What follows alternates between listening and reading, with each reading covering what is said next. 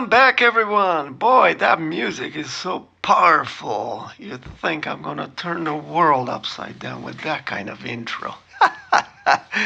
Anyway, this is a serious presentation. I've been doing a lot of work on multiple occasions. I've come up to the aqueduct site and I've established six sites from which I've observed a new target that's almost at eye level, just 82 feet differential. It's slightly higher. And before we dive into the data, here's some clips from some of my adventures. The aqueduct is a really awesome site to do these kinds of experiments. On this particular day, the water was very still. So this is my theodolite, a 2 arc-second theodolite. I'm really pleased with it. I picked it up on sale on Amazon. Somebody returned it brand new. So looking through the telescope, this is the target that I've chosen, this rock outcropping. It's almost at eye level. According to Google Earth, the elevation at the top of that rock is just 82 feet above the observation locations along this walkway here. So it's almost at eye level. So I've done forward and reverse measurements at all the sites and gathered a lot of data, which I'll show in just a little bit. So the poppy fields were in bloom and it's just incredible. I've been up here a few times looking at the poppy fields and I love this walk by the aqueduct. It's incredible. So I walked quite a bit and the view is just so exhilarating. I just can't get enough of this wide open area. Just incredible. But let's have a look at the data to see what it says about the radius of the Earth. Okay, so here's the data. Lots of it. Let me walk you through everything so you understand what I'm doing, okay? So I've made the observation from different sites. First column records that. Then that's the distance from the target in the second column. Then we've measured the zenith angle. Now this angle here is the corrected one based on the forward and reverse observations and adjusting for the air misalignment. Okay, and then I subtract 90 degrees to get the elevation angle, which is relative to the local horizontal. Okay, so it's negative because it's below the horizontal. Now, to calculate the radius of the Earth, we need to get the angle, the elevation angle to the chord. And that's the next column, the chord elevation angle. Okay, and in a previous version of this video, I actually had a mistake. I forgot to convert radians to degrees. So I was adding basically apples to oranges. So that's not good. So thank you to whoever pointed that out. Okay. So we have the chord angle. Now we can calculate the Earth radius. So to do that, look at the diagram, the picture there in the lower right. The blue is the chord length, okay? And so we have two, we can bisect that and we have two triangles, right? And there's my equation, simple trigonometry. And when we do that, we get, and then of course I average all the results and I get 4,394 miles with a standard deviation of just a few miles. Now the accepted radius of the Earth is 3,959. So we're fairly close here. Now we haven't assumed any refraction. This is just pure geometry here and angular measurements. But a good question to ask is, have we really measured the radius of the Earth? I mean, this area in the Mojave Desert is fairly flat. Have we measured the radius of curvature of this flat area? The answer is no. We've made some measurements, obviously, but we're relying on data extracted from Google Earth. The target altitude and the altitude of the aqueduct walkway, which is fairly level. All right, those numbers come from a spherical coordinate system that Google Earth uses, or ellipsoidal. Okay, so what we've done is we've really exposed the value that was used to encode those values. To really understand this, have a look at this graphic. So there's flat areas on the Earth, and this graphic depicts such an area. I've drawn that blue curve there, fairly flat, okay? And there's two altitudes above mean sea level, H1 and H2. Now, if we take that segment and we measure more altitudes across it and we plot that on a graph as a function of angular distance, well, what do you know? That flat area plots as a curved line curving upwards. So we've really turned things upside down. You know, so it really depends on the coordinate system, right? We used the coordinate system and he gave us some altitudes for our target and the observational sites. And all we've done is really measure the angle and expose that radius that was used to encode this data. That's all we've done. We really haven't measured the radius of curvature in Antelope Valley. Not at all. You know, that area is very flat. Now, there is something we can do, and to help us get a better understanding, I've zoomed in on this graphic, okay? I'll show this a little bit later in this presentation. We're trying to see if there's any gravitational vector divergence which the globe predicts, okay? And so as we move along a flat segment and we're measuring the same target, we should see a change in the angles, okay, due to positional change or geometry change, but also due to the gravitational vector changes, okay? So it's an interesting way to try to measure the radius of the Earth indirectly by looking at the divergence in the gravitational vector utilizing a flat area.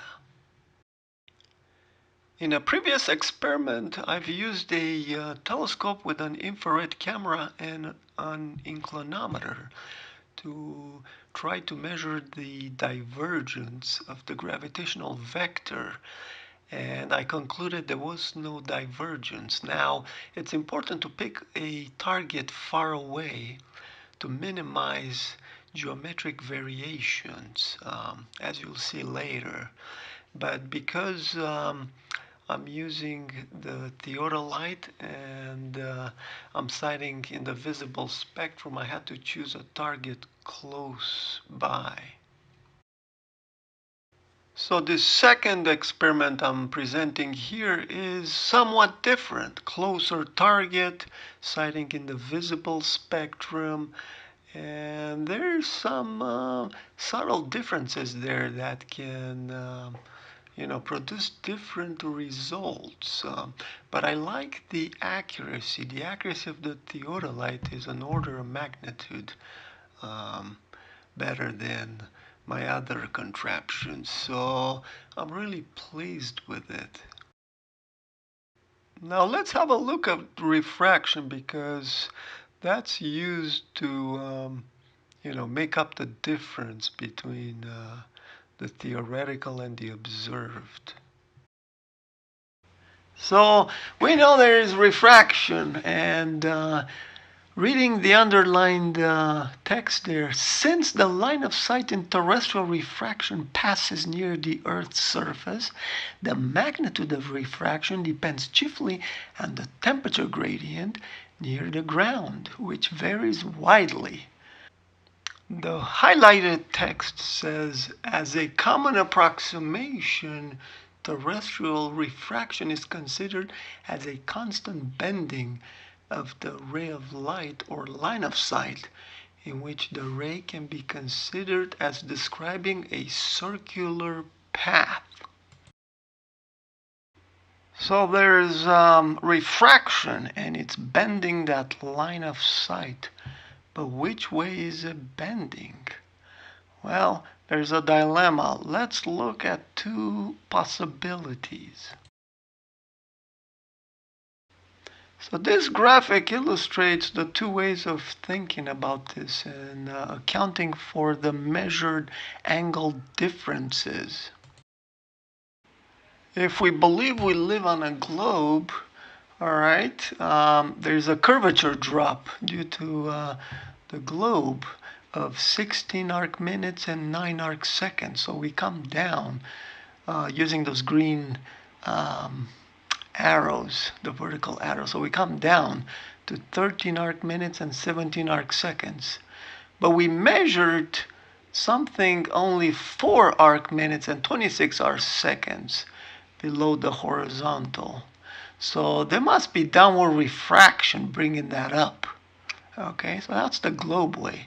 Now, if you believe you live on a flat Earth, you come down from 2 arc minutes, 52 arc seconds, where the peak should be relative to our horizontal.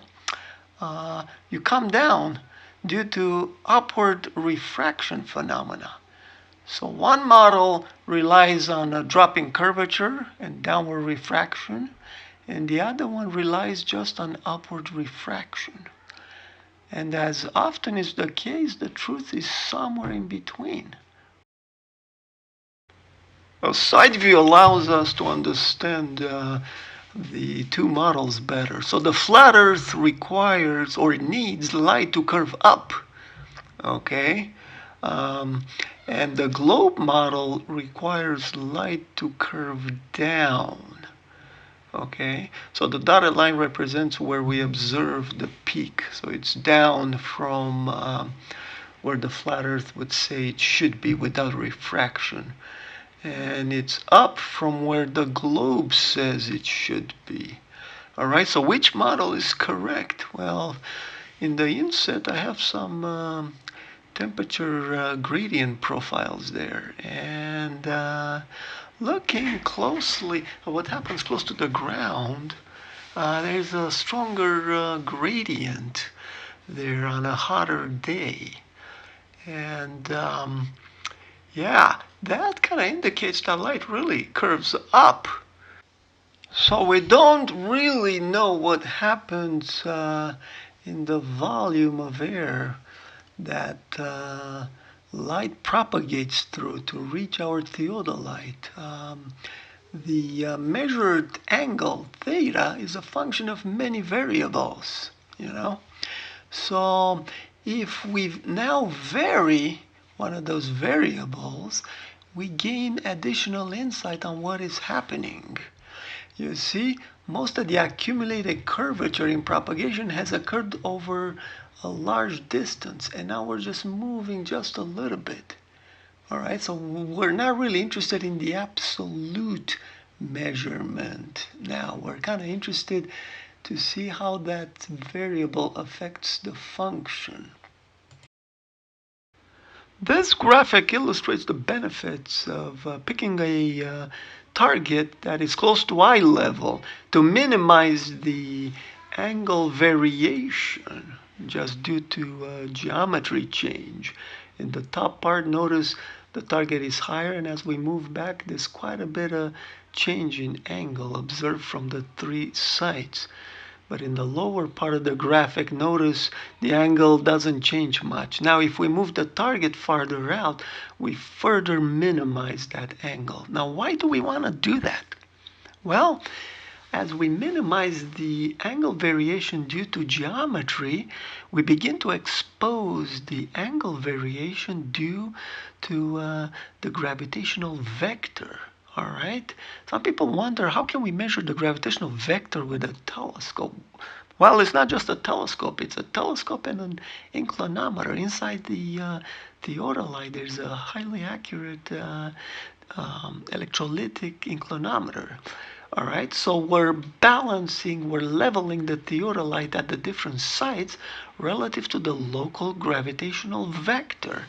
So we'll begin to see in the data this gravitational vector variation if we live on a globe. Well, does it show up? Now here's all the data plotted out, and wow, look at all that variation. What's going on? Jeez. All right, so different data sets, different taken on different days, times, and different temperatures. And the blue, the top straight blue line, that's the globe calculation. All right, just a differential calculation. The angle is basically increasing from our reference location at site 1, which I've set that to 0. All right, so the angle should increase between the gravitational vectors. When we associate the temperature with the curve, we begin to see a pattern that's quite interesting. Notice the temperatures for each curve starts out at 80, the orange one. Then it goes down 75, 70, 65, 60, 55. Wow! Isn't that incredible? Now let's change the radius of the Earth on the spreadsheet and move that blue line just to curve fit. So here we go, 3959. Let's change that to 5,000. Boom! The blue line moved. Let's go up to 6,000. Boom! Whoa, look at that. Now let's go higher to 7,000. Boom! Wow, almost in between those two curves. 8,000. Okay. Let's go up to 9,000. And then let's try 10,000. Let's see. Yeah, wow, look at that. And now let's try 12,000. Boom. Look at that. Isn't that crazy? So a relationship we notice is that a lower temperature produces a larger radius. Isn't that incredible?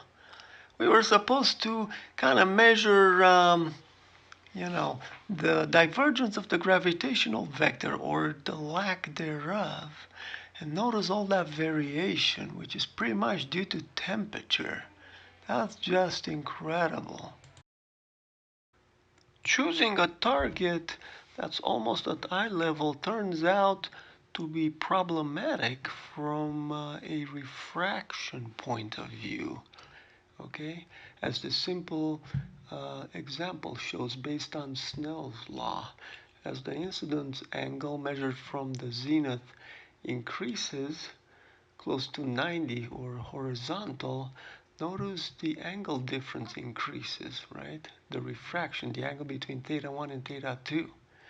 So unfortunately, a lot of flat earthers do experiments at these low grazing angles, uh, which is very problematic. We should be looking at steep angles towards the surface, which I've done from my aerial photography and using photogrammetry. And that's when we are stunned that the earth is extremely flat. I've gone back to the aqueduct on another occasion, and I picked a power pole that was much higher, so I can illustrate the effects of refraction.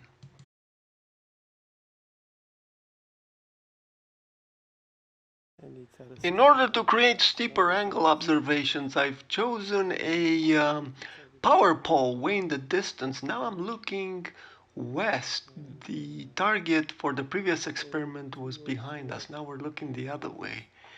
And you'll see it through the telescope here in a second. There it is. Okay. And here is a different site. So the sites here are totally different than the other ones. And there's the pole again. Now here's the results, folks. Quite incredible, but this is to be expected. Notice how refraction really picks up and starts dropping the calculated height of the pole. Now let's walk through the chart. So fairly simple calculation. So I have the distance I've extracted. I've measured the zenith angle. Of course, that's the corrected one based on forward and reverse. And then I calculate the pole height using that equation. Notice I'm using the cell B2, which is the distance, okay? That multiplied with the tangent of the angle. And 90 minus D2 gives me just the elevation angle that I want, okay? And then I convert that to radians, all right? So that gives me the height of the pole, all right?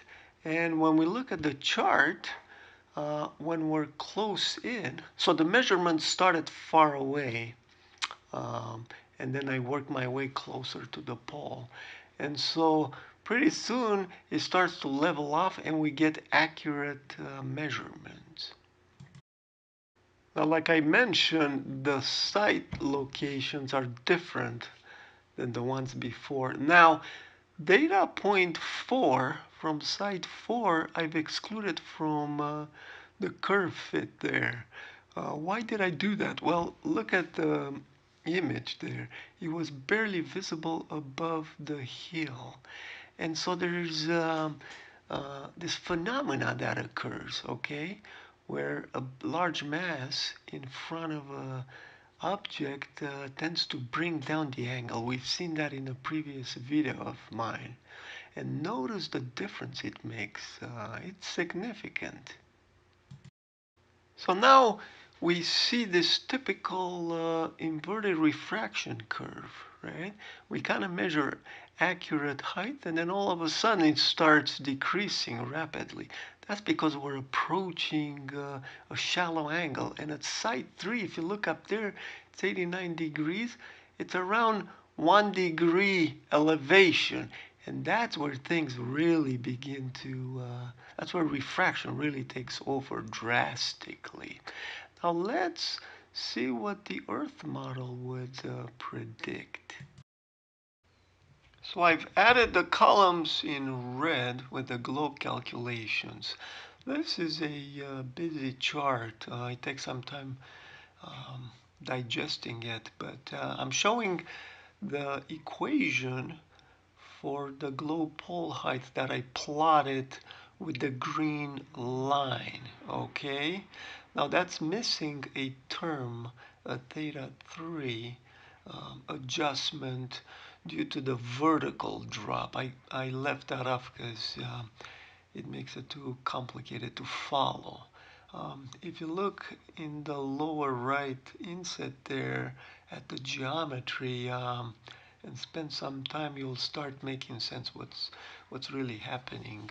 If we're at point 1, P1, and lined up with the pole, on a flat Earth with no gravity divergence, we would measure along that magenta line, okay? But then, because we're on a globe, the vector leans back. There's an angle tilt to it, so the zenith angle increases, okay? Thus the elevation angle gets smaller, so the pole would appear to be smaller. In addition, there is a vertical drop as well, thus making the pole appear larger. So the two calculations work against each other. So the final answer is the dotted black line in the graph on the left. I just drew that in based on my calculation of how much vertical drop there is, about 0.8 of a foot in that distance. So yeah, the two curves are not quite the same, and we've also observed this from the air. Looking down at the ground, same phenomena. It appears to be flat and then it begins to roll off in the distance. So refraction needs to be understood and mitigated, and we mitigate that by increasing the observational angle. Okay, and I'll have a future presentation with more photogrammetry work that I've done. I have a lot of imagery. Now obviously there's a difference in locations between being way up at 35,000 feet and being on the surface of the Earth. Gradients are different, but the same principles apply. So based on the terrestrial refraction models, I am persuaded that light curves up. So the flat Earth model has a lot more merit. Now the 12,000 mile radius reminds me of the observations I made from the air in Florida. If you haven't seen that video, you can find it on my channel. Quite amazing views in infrared. We got off a cruise ship and it was really cold, probably around 55 degrees, and curiously, that correlates with the previous charts, and I calculated the radius at 12,180 miles. Isn't that incredible? I hope you've enjoyed this presentation, folks. Our world is incredibly mysterious, and if you've enjoyed this video, don't forget to hit the like button and make sure you subscribe if you haven't already. And keep watching. We've done a lot of vertical analysis, but I'm moving more into horizontal analysis. Thanks for watching, everyone. Enjoy this incredible soundtrack one more time.